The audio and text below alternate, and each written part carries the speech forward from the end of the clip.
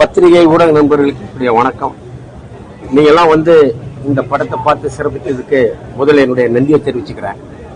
Fire படம் நாங்க இந்த கதையை சார் சொல்லி இந்த வேலையை ஆரம்பிக்கும் போது இந்த படம் எந்த மாதிரி ஒரு படமா வரப்போகுது, இது எந்த மாதிரி ஒரு தாக்கத்தை கொடுக்குங்கிற மாதிரி பல வகையில திங்க் பண்ணி யோசிச்சு ஒவ்வொரு சீனையும் சார் டிஸ்கஸ் பண்ணி திருப்பி எழுதி ஒவ்வொரு டைலாக்கையும் பார்த்து செஞ்சு இந்த படம் இன்னைக்கு எல்லாரும் பார்த்து பாராட்டுற அளவுக்கு வந்திருக்குன்னா அதுக்கு முதல்ல டைரக்டர் ஜேஎஸ்கே சாருக்கு என்னுடைய நன்றியை தெரிவிச்சுக்கிறேன். படத்துல எனக்கு டைலாக் எழுத வாய்ப்பு கொடுத்தது மட்டும் இல்லாம முக்கியமான அந்த ஒரு வாட்ச்மேன் கேரக்டரையும் கொடுத்து என்னை நடிக்க வச்சு இதுவரைக்கும் நான் நிறைய படங்கள் நடிச்சிருக்கிறேன். சின்ன வேஷங்கள், தடையறத்தாக்க, தடம், அப்புறம் அநீதி படத்துக்கு நான் டைலாக் எழுதினேன், வசந்தபால் சார் படம். அதுலயும் எனக்கு ஒரு கேரக்டர் கொடுத்தாங்க. ஆனா இந்த படத்துல எனக்கு கிடைச்ச இந்த கேரக்டர் மாதிரி வேற எந்த படத்துலயும் கிடைக்கல. நடிக்கிறதுக்கு வாய்ப்பு நிறைய இருக்கிற மாதிரி ஒரு கேரக்டர் கொடுத்தாரு. அதுல நான் என்னைக்குமே அவருக்கு நான் நன்றி சொல்ல கடமைப்பட்டிருக்கேன். அதே மாதிரி இந்த படத்துல நடிச்ச ஹீரோ பாலாஜி முருகதாஸ், அவர் இந்த கதைக்கு கரெக்டா இருப்பாருங்கிறத சார் கரெக்டா ஜட்ஜ் பண்ணார். நிறைய ஆர்டிஸ்ட் பேசுறோம், யோசிச்சோம். இல்ல பாலாஜி முருகதாஸருடைய பாடி லாங்குவேஜ், அவர் இந்த கேரக்டருக்கு ரொம்ப கரெக்டா இருப்பாருங்கிற மாதிரி முடிவு பண்ணி அந்த கேரக்டருக்கு அவரை பிக்ஸ் பண்ணோம். அதே மாதிரி சாந்தினி மேடம் இதுல ஒரு முக்கியமான ஒரு அப்பாவி பெண் கேரக்டர் பண்ணிருக்காங்க. நீங்க பாத்திருப்பீங்க. ரொம்ப அழகா இயல்பா அதை பண்ணாங்க. சாட்சி மேடம் ரொம்ப துணிச்சலா அந்த கதாபாத்திரத்தை எடுத்து பண்ணாங்க. அது ரச்சிதா மேடம் கேரக்டரும் எல்லா லேடிஸும் பார்த்து ரசிக்கிற மாதிரி. ஆக இந்த எல்லா கேரக்டருமே ரொம்ப நல்லா பண்ணாங்க. தமிழ் சொல்லி அதுல ஒரு இன்ஸ்பெக்டர் கேரக்டர் பண்ணிருக்காங்க. ரொம்ப யதார்த்தமா ஒரு இயல்பான ஒரு இன்ஸ்பெக்டர் எப்படி இருப்பாங்களோ அந்த மாதிரி பண்ணாங்க. அதே மாதிரி காயத்ரி ஷான் அவங்களுடைய கதாபாத்திரத்தை ரொம்ப அழகா, இது எல்லா கேரக்டருமே இஞ்சி பை இஞ்சா டைரக்டர் சார் பார்த்து ஒரு டேக்குக்கு 10 டேக் ஆனாலும் சார் நினைச்சது வர்ற வரைக்கும் அதை கரெக்டா எடுக்காம விட மாட்டாரு. அதனாலதான் இந்த படம் எல்லா வகையிலையும், அதே மாதிரி போட்டோகிராஃபி சதீஷ் சார், ஒவ்வொரு துறையிலையும் எடிட்டிங், கேமரா, இப்படி எல்லா விஷயத்திலையும் அவருடைய முழு கவனம் இருந்தது. இது ஒரு முதல் முறையா டைரக்ட் பண்றாருன்னு யாரும் நம்ப முடியாத அளவுக்கு எல்லா துறையிலையும் அவர் கவனம் செலுத்தி பண்ணனால எல்லாருக்கும் திருப்தி, பார்த்தவங்க எல்லாரும் மனசார பாராட்டுற அளவுக்கு இந்த படம் வந்திருக்கு. எல்லாருக்கும் என்னுடைய நன்றியை தெரிவிச்சுக்கிறேன். நன்றி. Next music director. பத்திரிகை துறை நண்பர்களுக்கு வணக்கம். நான் இந்த படம் பார்த்துருப்பீங்க. நல்ல ஒரு ஃப்ளோவில் போயிட்டு நல்ல ஒரு கருத்து மெசேஜ் எல்லாம் சொல்லி வந்திருக்கு. படம் நல்லபடியாக வந்திருக்கு. நானும் இந்த படத்தில் பார்த்தீங்கன்னா நிறைய விஷயம் ஒர்க் பண்ணியிருக்கோம். சார் அதுக்கான ஸ்பேஸ் பார்த்தீங்கன்னா நிறைய கொடுத்துருந்தாரு. பத்திரிகை எல்லாருமே கொஞ்சம் நல்லா சப்போர்ட் பண்ணுங்க. தேங்க்யூ. Lyric writer Madhurakavi. வணக்கம். ஜேஎஸ்கே சாருடைய நிறுவனம் எங்களுடைய தாய் வீடு மாதிரி. ஆரம்பகால ப்ராஜெக்ட்ல இருந்து சாருடைய பயணிக்கணும். நாங்கள் ஏற்கனவே அண்டாவுக்கான ஒரு படம் சாருடைய தயாரிப்பில் நாங்கள் பண்ணியிருக்கோம். அதில் முழுமையாக எங்களுடைய திறமையெல்லாம் காட்டி நிறைய பாடலாம் எழுதியிருக்கேன். நான் அதுக்கு பிறகு அங்கேருந்து தளம் அமைச்சு கொடுத்தாரு சாரு.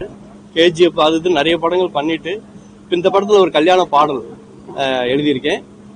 சார் டைரக்ஷன் பண்ணது மிக பெரிய மகிழ்ச்சி. அது சமூக கருத்தை, இன்னைக்கு நடைமுறையில் நடக்கிற சம்பவத்தை எடுத்து துணிச்சலா அவர் பதிவு செஞ்சு நடிச்சு இவ்வளவு அழகா பண்ணதுக்கு அவருடைய மனசார வாழ்த்துக்கள். இந்த படம் வெற்றி அடைய மனசார வாழ்த்துக்கள். நன்றி. வந்திருக்க எல்லாருக்கும் நன்றி. அண்ட் படத்தை பார்த்துட்டு வந்திருக்க எல்லா பத்திரிகையாளருக்கும் நன்றி. படத்தை பார்த்து எல்லாருமே நல்ல பாசிட்டிவ் ரிவ்யூ சொல்லியிருக்கீங்க. ஸோ இது ரொம்ப பாசிட்டிவ் வேல மக்கள் அடையறதுக்காக தான் இந்த மூவியை எடுத்திருக்காங்க. ஃபயர் கண்டிப்பா ரொம்ப ஃபயரா வெளியில வரும்னு நான் நம்புறேன். Thank you so much. ஹாய், எல்லாருக்கும் வணக்கம். ரொம்ப சந்தோஷமா இருக்கு தட் ஃபயர் படம் நீங்க பார்த்து அவ்வளோ பாசிட்டிவான ஒரு ரெஸ்பான்ஸ் கொடுத்துருக்கீங்க. So feeling overwhelmed and very happy. இந்த படம் first of all I would like to say thanks to JSK sir. ஏன்னா இது ஒரு ஹார்ட் ஹிட்டிங் ரியாலிட்டி வரதுக்கு ஒரு தனி கட்ஸ் வேணும். So thank you JSK sir for taking up this initiative. இந்த படத்துல நம்ம நிறைய விமன் சேஃப்டி பத்தி பேசியிருக்கோம். ஸோ தட் அவேர்னஸ் அண்ட் இந்த ஹார்ஷ் ரியாலிட்டி பத்தி பேசணும்னு ஒரு டிஸ்கஷன் கண்டிப்பா ஸ்டார்ட் ஆகணும்னு நினைச்சோம் நாங்க. பட் அது நடந்தது. ஸோ ஐ திங்க் அதுலயே நம்ம படத்தோட சக்சஸ் வந்துடுச்சு. So very very happy. ஏன்னா இன்னைக்கு பெண்கள் சேஃப்டி பாயிண்ட் ஆஃப் வியூ பார்த்தோம்னா எத்தனை விஷயங்கள் டெய்லி பேசிஸ்ல பெண்கள் ஃபேஸ் பண்றாங்க அண்ட் அதுல சில விஷயங்கள் நாங்க டச் பண்ணிருக்கோம். ஸோ இவ்வளோ ஒரு ஃபயரா வரும்போது, ஃபயரா ஒரு டிஸ்கஷன் நடக்கும் போது எனக்கு ரொம்ப ரொம்ப சந்தோஷமா இருக்கு. ஸோ நீங்கெல்லாம் கரெக்டான உங்களுடைய ரிவ்யூஸ் கொடுங்க. இந்த படம்க்கு தேவையான வெற்றி கண்டிப்பா கொண்டு வரணும். அது உங்க கையில தான் இருக்கு. So thank you so much. எல்லாருக்கும் வணக்கம். ஸோ இந்த படத்தில் ஒரு 2 பாட்டு பண்ணியிருக்கோம். ஒரு வெட்டிங் சாங் ஒன்று, ஒரு ரொமான்டிக் சாங் ஒன்று பண்ணியிருக்கோம். ஸோ 2மே ரொம்ப நல்லா வந்திருக்கு. நீங்கள் தான் சாங்கை நல்லா ரீச் பண்ணி நிறைய வெட்டிங்ஸ்லாம் வரும்போது நிறைய பாடல்கள் நீங்கள் பார்த்துருப்பீங்க. அதே மாதிரி இந்த சாங்கும் ரீச் பண்ணணுன்னு நாங்கள் வேண்டிக்கிறோம்.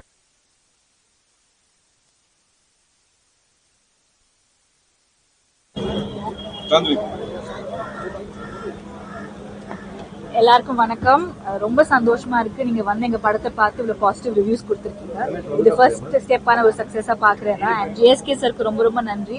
ஒரு நல்ல கதாபாத்திரம் கொடுத்திருக்காரு எனக்கு. அண்ட் பெண்களுக்கான படம் நான் சொல்லியிருக்கேன், இது கண்டிப்பா பெண்கள் பார்க்க வேண்டிய படம். நல்ல படங்கள் எப்பவுமே நீங்க சப்போர்ட் பண்ணிருக்கீங்க, அந்த வகையில் இந்த படத்தை கண்டிப்பா சப்போர்ட் பண்ணுங்க. அண்ட் நிறைய பேர் கொண்டு போய் ரீச் பண்ணுங்க. ஸோ வெரி வெரி ஹாப்பி, அதான் சொல்லணும். ரொம்ப ரொம்ப தேங்க்யூ ஒரு நல்ல ரெஸ்பான்ஸ் கொடுத்ததுக்கு. And very hope to the best. Thank you so much. அனைவருக்கும் மாலை வணக்கம். உங்களுடைய இந்த பாராட்டும் இந்த உற்சாக ஊக்கமும் வந்து எங்க எல்லாருக்கும் பெரிய ஒரு பாசிட்டிவ் எனர்ஜியை கொடுத்திருக்கு. இந்த படம் ஒரு நல்ல சிறந்த படமா வந்திருக்குன்னு நம்புறேன். நீங்க பாத்திருக்கீங்க. இந்த படத்தை மக்கள் கிட்ட கொண்டு போய் சேர்க்க வேண்டிய முக்கிய பொறுப்பு உங்ககிட்ட இருக்கு. நிறைய படங்களுக்கு என்னுடைய தயாரிப்புல வந்த படங்களை வந்து சக்சஸ் பண்ணதுக்கு ஒரு முக்கிய காரணமா இருந்தது வந்து பத்திரிகை ஊடக நண்பர்கள் தான்.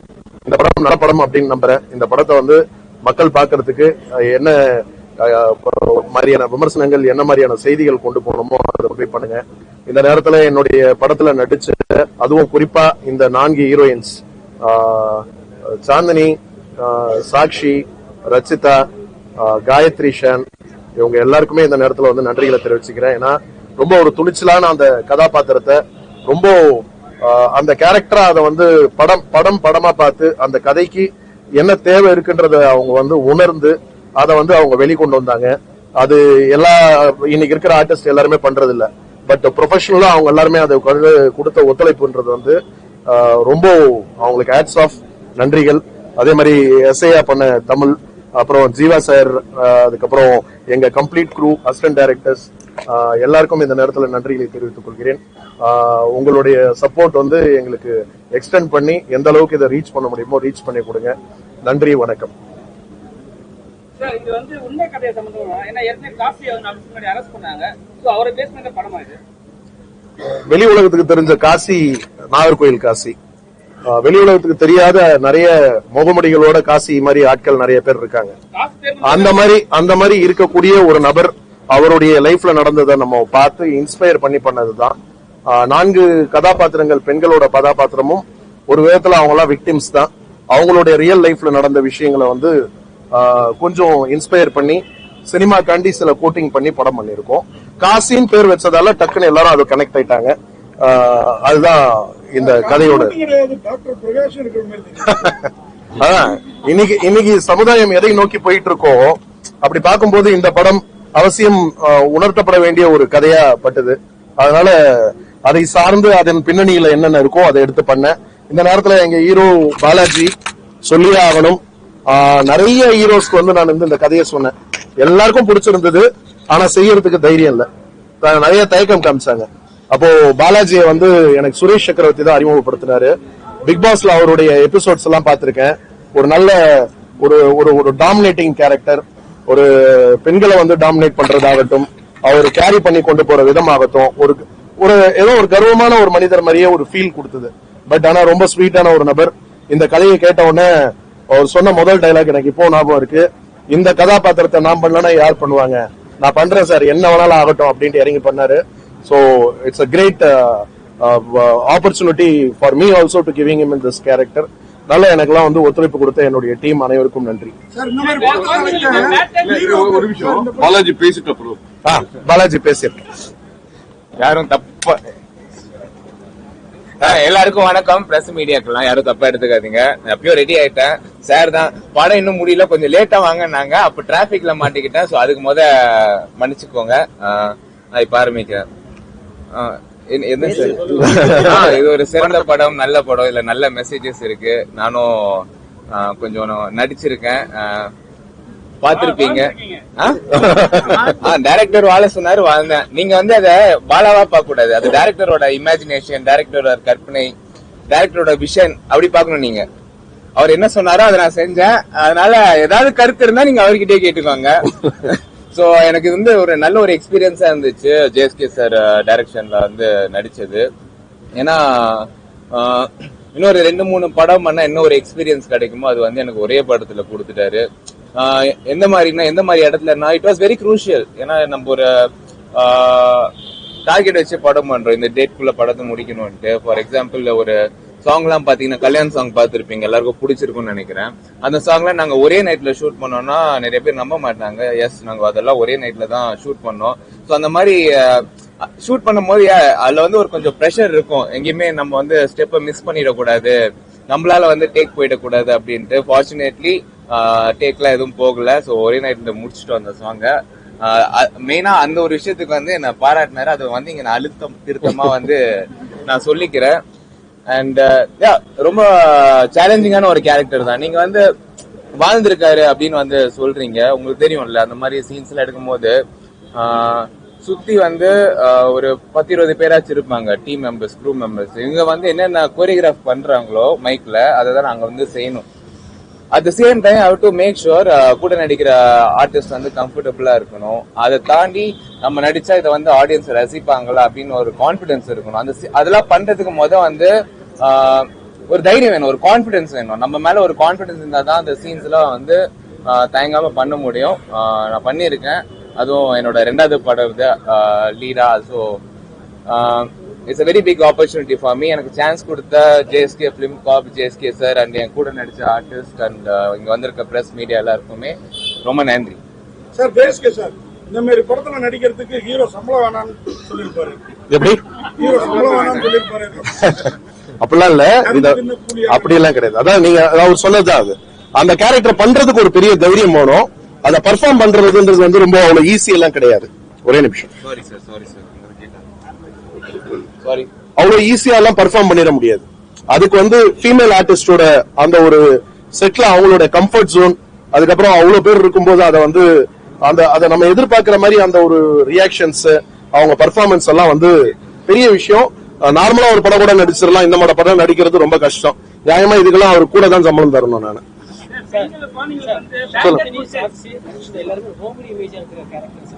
சரி,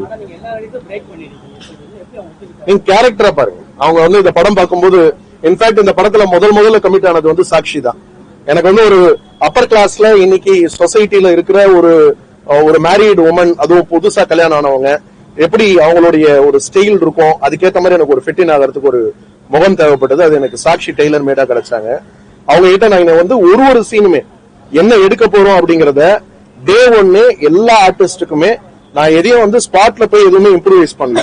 நாங்க ப்ரீ பிளான் பண்ணி என்ன பண்ணமோ அதை சொன்னோம். இந்த கதைக்கான அவசியம் அவங்க வந்து அதை வந்து உள்வாங்கிக்கிட்டு அதை வந்து அவங்க பண்ணாங்க. அதனால அது வந்து இட் இஸ் டாஸ்க். ஒரு சாதாரண எல்லா கேரக்டர் ஒரு ஸ்டண்ட் பண்ணிடலாம், டான்ஸ் பண்ணிடலாம், இந்த மாதிரி கேரக்டர்ஸ் பண்றதுக்கு தான் இங்க ஆர்டிஸ்ட் இல்ல. அது வந்து ஒரு நடிப்பா நம்ம பார்க்கணும், அவ்வளவுதான். அதை பண்ணதுக்கு அவங்களுக்கு இந்த நேரத்துல பல்வேறு பெண்ணோட பிரச்சனையை வந்து நீங்க ஒரு போலீஸ் ஆபீசரா இருக்கும்போது, சட்டமே உங்க கையில இருக்கும்போது, நீங்க மாறுவேடத்துல வந்து அவங்க கொலை பண்ணி அந்த மாதிரி ஒரு தீர்வு எப்படி அது சாத்தியம்? ஒரு அங்க நீங்க போலீஸ் ஆபீசரா பார்க்க கூடாது, அங்க ஒரு அப்பாவா தான் நீங்க பார்க்கணும். சட்டம் உங்க கையில இருக்கு. சட்டம் என் கையில இருந்தாலும் சட்டத்துக்குன்னு சில வரமுறைகள் இருக்கு இல்லையா? சட்டத்துக்கு ஒரு லிமிடேஷன் தானே இருக்கு. சட்டத்தை என்ன வேணாலும் நம்ம வந்து நம்ம இஷ்டத்துக்கு மாத்திக்க முடியாது. எல்லாருக்கும் ஒரே சட்டம் தானே. ரெக்கார்டு இருக்கு, கரெக்ட். அதுல ஒரு விஷயம் இருக்கும், அந்த பொண்ணு, அதுதான் நான் சொல்றேன். இல்ல இத பத்தி நம்ம டிஸ்கஸ் பண்ணலாம். பட் ஆனா இதை வந்து மீடியால எதுவும் எழுத வேண்டாம். ஏன்னா படம் இல்ல நான் சொல்ல வந்தது நீங்க கேட்கல. நான் சொல்ல வந்தது நீங்க கேட்டுக்கோங்க. நீங்க கேளுங்க, நான் பதில் சொல்றேன். அதை இப்போ வந்து ரிலீஸ்க்கு முன்னாடி எழுத வேண்டாம்னு சொல்றேன், வேற ஒண்ணும் இல்ல. புரிஞ்சுதுங்களா? இந்த நேரத்துல இந்த படத்துக்கு காரணம் என்ன சார்? ஏன்னா இப்ப வந்து அண்ணா யூனிவர்சிட்டியில வந்து ஒரு பெண் வந்து ஆயிட்டாங்க. அதுல வந்து யார் அந்த சார் கேட்டிருக்காங்க, யார் அந்த சார் சொல்றதுக்காக இந்த கதையா? அண்ணா யூனிவர்சிட்டி சம்பவம் இப்பதானங்க நடந்தது. இந்த படம் நாங்க 1.5 வருஷத்துக்கு முன்னாடி ஆரம்பிச்சிட்டோம். ரிலீஸ் பண்ணா கேக்குறேன். ரிலீஸ் வந்து படம் முடிஞ்சவொடனே எப்படியும் ஒரு ரிலீஸ் டேட் தேவை. சோ அதுக்காக நாங்க பிளான் பண்ணி இந்த டேட் கொண்டு வரமே தவிர அண்ணா யூனிவர்சிட்டிக்கு ஒரு சிச்சுவேஷனுக்காண்டி அத வியாபாரத்துக்காண்டி நம்ம கொண்டு வந்து பண்ணல. சொல்லுங்க. அந்த மாதிரி பிரகாஷ், காசி, அதுக்கப்புறம் இன்னும் நிறைய பேர் இருக்காங்க. அந்த மாதிரியான ஆட்களோட பஞ்ச் ஆஃப் ஸ்டோரிஸ் தான் இது. அதுல இருந்து இருக்கிற ஒரு இன்ஸ்பிரேஷன் தான், இன்ஸ்பிரேஷன்ஸ் தான். சார் இப்போ இவ்வளவு அவேர்னஸ் இருக்கு sir. Bad touch good touch எல்லாமே இருக்கு. சொல்றாங்க சார், சின்ன வயசுலயே வந்து கத்து கொடுக்குறாங்க. இவ்வளவு படிச்ச லேடிஸ் படிச்சவங்களே போய் மாட்டிக்கிறாங்களா, அதை வச்சு ஏதாவது சொல்ல வரீங்களா சார்? ஆமா, இன்னைக்கு இவ்வளவு விழிப்புணர்வு இருந்தும் இன்னைக்கு டெய்லி நீங்க பாக்குறீங்க. நேத்து ஒரு ட்ரெயின்ல ஒரு கர்ப்பிணி பெண்ணை வந்து என்ன பண்ணாங்கன்றது நம்ம எல்லாருமே தெரியும். அப்போ சமூகம் எதை நோக்கி போயிட்டு இருக்கு? இன்னும் அந்த இடத்துக்கு இன்னும் நம்ம ரீச் ஆகல. பெண் உரிமைன்னு நம்ம பேசுறோம், சம உரிமைன்னு பேசுறோம். சம உரிமை கிடைச்சிருச்சான்னு பாத்தீங்கன்னா சம உரிமையோட அளவுகோல் தான் வந்து கொஞ்சம் இன்க்ரீஸ் ஆயிருக்க தவிர முழுசா அது கிடைச்ச மாதிரி தெரியல. சோ இப்போ நம்ம அடுத்தவங்களுக்கு அட்வைஸ் பண்ணலாம். அந்த அட்வைஸை விட நம்ம செல்ஃப் அட்வைஸ்னு ஒண்ணு இருக்கு. நமக்கான வரமுறை, நமக்கான பவுண்டரி, நம்ம இருக்க வேண்டிய பாதுகாப்பு, இந்த கட்டுப்பாடுகளை வந்து நமக்குள்ள வகுத்துக்கிறது ரொம்ப முக்கியம்னு தேவைப்படுது. தப்பான ஆள் கூட இருக்கும்போது ஏன் சார் அரசியல்வாதி சேர்க்கிறீங்க?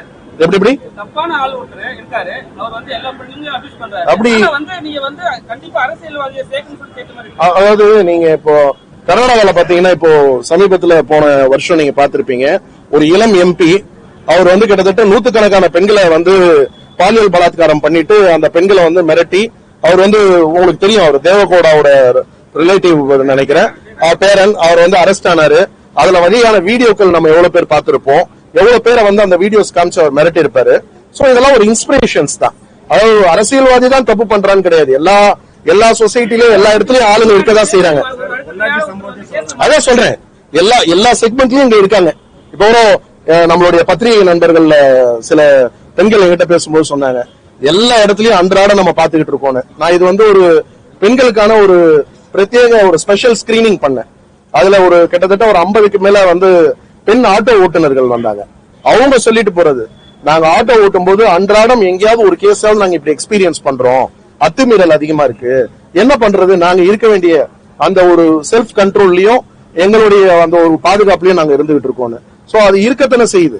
அதை இன்னும் நம்ம வந்து பாடம் எடுத்துக்கிட்டே இருக்க ஒரு சதவீத மக்களுக்கு அது புரியட்டுமே.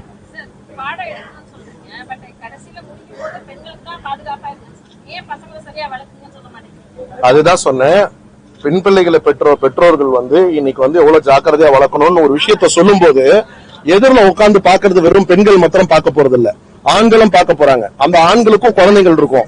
இல்ல சொல்லணும்னு கிடையாதுங்க, அது ஒரு அண்டர்ஸ்டுட் நம்ம. ஆனா வந்து யாருக்கு ஸ்ட்ராங்கா சொல்லணும்னு ஒண்ணு இருக்கு. அதுதான் நான் சொன்னேன், இந்த படம் பார்த்துட்டு வந்தா காசி மாதிரி இருக்கக்கூடிய ஆளுங்க யாராவது ஒருத்தருக்கு ஒரு சின்ன கில்ட் கிரியேட் ஆகும். அந்த கில்ட் தான் சக்சஸ் ரேட். இதுல ஐயோ நம்ம இப்படி இருக்க கூடாதுன்னு ஒரு சின்ன தாட் கிரியேட் ஆகும். பெண்கள் இவ்வளவு பாதுகாப்பு சொல்றீங்க, 4 பெண்கள் நடிச்சிருக்காங்க. அதுல வந்து ரசிகா வரவேல அவங்கள்ட்ட ஒரு வாரம் கேட்கும்போது பர்சனலான விஷயம் என்னால வர முடியாது, மற்ற விஷயத்தெல்லாம் சொல்லியிருக்காங்க. அது நீங்க எப்படி பாக்குறீங்க? அவங்க பர்சனல் சொல்லும்போது நான் எப்படி பேசுறது? அவங்க வந்து ஃபர்ஸ்ட் வந்து ப்ரமோஷன் வந்தாங்க, அதுக்கப்புறம் ப்ரமோஷனே வரவே இல்லை. நம்ம இப்ப கூட இன்னைக்கு கூட கூப்பிட்டேன், அவங்க ஷூட்ல இருக்காங்க பெங்களூர்ல, வரல. பாலா கூட ஒரு வாரம் முன்னாடி ஊர்ல இல்ல, இன்னைக்கு இருந்தாரு வாங்கன்னு. சாந்தினி வேற ஒரு படம் ஷூட்ல இருந்து பாதியில வந்திருக்காங்க. இவங்க சாட்சியம் அதே மாதிரிதான் இருக்கிறவங்க அட்ஜஸ்ட் பண்ணி வராங்க. அது பர்சனல் சொல்லும்போது நம்ம அதை ஒருத்தரை போய் நம்ம அது ஒரு அநாகரிகமா இருக்கும் நம்ம ஒருத்தரை விமர்சனம் பண்றது. பட் எங்களுக்கு வந்து ரொம்ப எங்களுக்கு முழு ஒத்துழைப்பு கொடுத்தது வந்து எங்க 4 ஹீரோயின்ஸும். அதுல அதே மாதிரி ரச்சிதாவை பத்தி குறிப்பா சொல்லணும். இந்த கேரக்டர் சொல்லும் போது அவங்க வந்து ரொம்ப குடும்ப பாங்கான ரோல்ஸ் பண்ணிட்டு இருக்கும்போது அவங்களுக்கு இந்த கேரக்டர்ல இருந்த இம்பார்ட்டன்ஸ் தெரிஞ்சு அவங்களும் இந்த கேரக்டரை உள்வாங்கி எங்களுக்கு வந்து செட்ல எந்த ஒரு சின்ன ஒரு டிஸ்கம்ஃபர்ட் கூட கிடையாது, ஃபுல் கோஆபரேஷன் கொடுத்தாங்க. இந்த படத்துலதான் முதல்ல அவங்க சொந்த குரல்ல டப்பிங் பேசியிருக்காங்க. அதனால எங்களுக்கு எந்த விதமான ஒரு கசப்பும் கிடையாது. அதே மாதிரி டாக்டர் எல்லாம் சண்டைக்கு வந்துருவாங்கன்னு தான், ஏன்னா அவங்க லார்ஜ் ஸ்கேல்ல இருக்காங்க. பிசியோதெரபிஸ்ட் டாக்டர் வச்சுக்கோ. நீங்க காவல்துறை எடுத்தா நம்ம 10 படத்துல வந்து பாத்தீங்கன்னா 8 படத்துல வந்து காவல்துறையை சார்ந்தவங்களை வில்லனா காட்டுறோம். அதனால காவல்துறை மொத்தம் நம்ம மேல வரப்போறாங்களா? வக்கீல காட்டுறோம், ஜட்ஜ காட்டுறோம், யார காட்டல, நம்ம பள்ளி தாளாளரை காட்டுறோம். அதனால அப்படி கிடையாது, இது ஒரு கேரக்டர் தான். அதனால அது மாதிரி கோவப்பட்டு வந்தாங்கன்னா அவங்க ஒண்ணு காசி மாதிரி இருந்தா மாத்திரம் தான் கோவப்படணும். ஏன் கேக்குறேன்னா பிசியோதெரபிஸ்ட் டாக்டர் பார்மசிக்கு பிரிஸ்கிரிப்ஷன் எழுத மாட்டாங்க. அப்படியா? ஆமா, எழுதுவாங்க. அதாவது நீங்க காட்டு மசில் ரிலாக்சிங் மெடிசின்ஸ் வந்து அவங்க தான் கொடுப்பாங்க. நான் பார்மசிஸ்ட், அதனாலதான் நானும் உங்ககிட்ட சொல்றேன். ஆமா, அதான் உரசி இருக்கீங்க. யார் ரெண்டும் காரணம்? அதுதான் சொல்றாங்களா அவங்களே, நாங்க தெரியாம பண்ண ஒரு தவறுதான் அது. அப்படி கிடையாதுங்க. அதாவது என்ன சொல்லலாம்னா, ஒருத்தங்க மேல ஒரு அன்பு காட்டும் போது தன்னை அறியாம வேற ஒரு கேரக்டர்ஸ் தான். யாரும் வந்து இவங்களுக்கு தெரியாது. காசியை நம்பும் போது என்ன நினைக்கிறாங்க, தனக்கான ஒரு வெளிச்சமா அவங்க பாக்குறாங்க.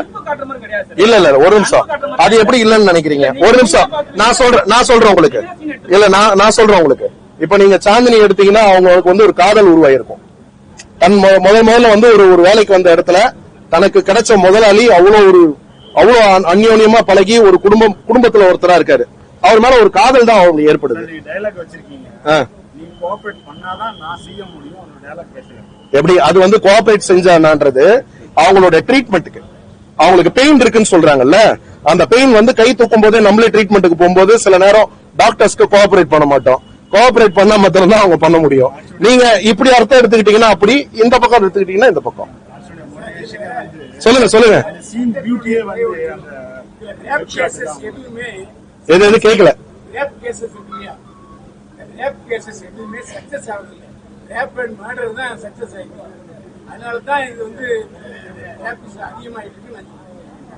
கரெக்ட். சமுதாயத்துல நடந்துகிட்டு இருக்கிற விஷயங்கள் தான், இல்லன்னு நான் யாரும் சொல்லலையா. பாருங்க, எந்த பெண்ணும்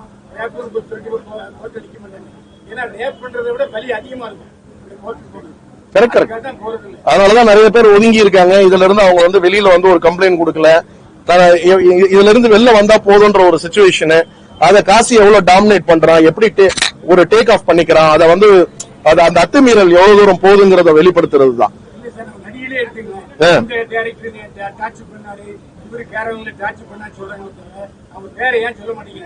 இது அவங்க கிட்ட தான் கேட்கணும். என்ன கேட்டீங்கன்னா நான் என்ன பண்றது? நான் சினிமாக்காரன். நான் கேரவான்ல யாராவது கூப்பிட்டு இருந்தா பரவாயில்ல. நீங்க அவர்களே அவரே பேர் சொல்ல மாட்டாரு. பேர் நமக்கு தெரியாத பேரை நான் என்ன சொல்ல முடியும்? எப்படிங்க? அது எதுக்குங்க? இது வேற படிச்சிருக்கேன், அவ்வளவுதான். சட்ட ரீதியமா வந்து பாத்தீங்கன்னா இன்னைக்கு முதல்ல வந்து ஒரு பயம் வந்து ஒருத்தவங்களுக்கு உருவாகணும். நம்ம வந்து இன்னைக்கு தப்பு பண்ணிட்டா ஒரு மாசம் 2 மாசத்துல லாயர்ஸ் இருக்காங்க, வெளியில எடுத்துருவாங்க, சட்டத்துல ஓட்ட இருக்குன்ற நம்பிக்கை இருக்கிறதாலதான் தைரியமா துணிஞ்சு பண்றான். இப்போ இந்த ரயில்ல தள்ளி விட்டவன் பாத்தீங்கன்னா இதுக்கு முன்னாடி ஆல்ரெடி ஒரு இதே மாதிரி பாலியல் அத்துமீறல்ல ஒரு கொலை கேஸ்ல உள்ள போயிட்டு வந்தவன் தான். அவன் திரும்ப அதை மீறி ஒரு கர்ப்பிணி பெண்ணு கிட்ட போய் அப்படி நடந்துக்கிறான் அப்படின்னா அவனுக்கு ஒண்ணு சைக்கோவா இருக்கணும், அதை மீறி சட்டத்துல இருக்கிற ஓட்டையில வெளில வந்துடலான்ற நம்பிக்கை தான். அப்போ அதுக்கு வந்து அந்நிய நாடுகள்ல இருக்கிற மாதிரி நம்ம வந்து சட்டங்களை கடுமையாக்கி கடுமையான தண்டனைகளை வந்து நிறைவேற்றினாங்கன்னா ஒரு பயம் உருவாகிறதுக்கான வாய்ப்புகள் இருக்கு. எப்படி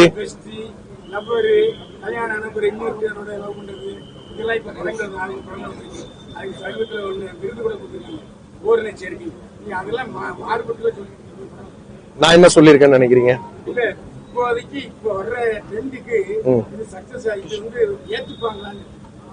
ஏத்துப்பாங்க நம்புறோம். நல்ல படம் பண்ணிருக்கோம் நம்புறோம். நீங்க நம்புறீங்களா? நல்லா இருக்குன்னு நினைக்கிறீங்களா? படம் ஓரளவுக்கு 52 மார்க் கொஞ்சம் ஸ்லோ. செகண்ட் ஹாஃப் வந்து அதாவது நம்ம சொல்றோம் இல்லையா, ஒரு யதார்த்த சினிமாவா பண்ணணும்னு ஆசை. சினிமா மேஜிக் பெருசா காட்ட வேண்டாம்ன்றதுதான்.